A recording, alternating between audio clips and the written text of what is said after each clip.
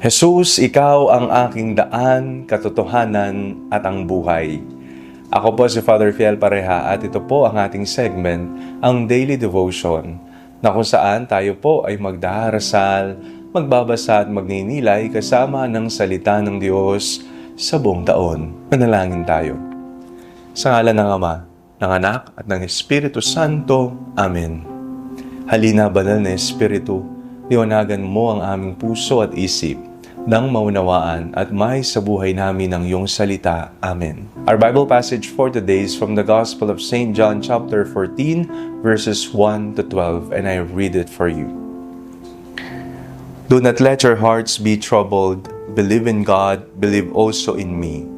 In my Father's house there are many dwelling places. If it were not so, would I have not told you that I go to prepare a place for you? And if I go and prepare a place for you, I will come again and will take you to myself, so that where I am, there you may be also. And you know the way to the place where I am going. Thomas said to him, Lord, we do not know where you are going. How can we know the way? Jesus said to him, I am the way and the truth and the life. No one comes to the Father except through me. If you know me, you will know my Father also. From now on, you do know him and have seen him.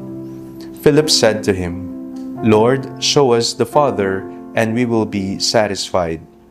Jesus said to him, Have I been with you all this time, Philip, and you still do not know me? Whoever has seen me has seen the Father. How can you say, Show us the Father? Do you not believe that I am in the Father and the Father is in me? The words that I say to you, I do not speak on my own, but the Father who dwells in me does his works. Believe me that I am in the Father and the Father is in me. But if you do not, then believe me because of the works themselves. Very truly I tell you, the one who believes in me will also do the works that I do, and in fact, will do greater works than these because I am going to the Father. Naranasan mo na bang maligaw? Parang nasa gitna ng daan na maraming liko-liko. Hindi sigurado kung tama ba ang tinatahak nating landas. May mga desisyon na mabigat.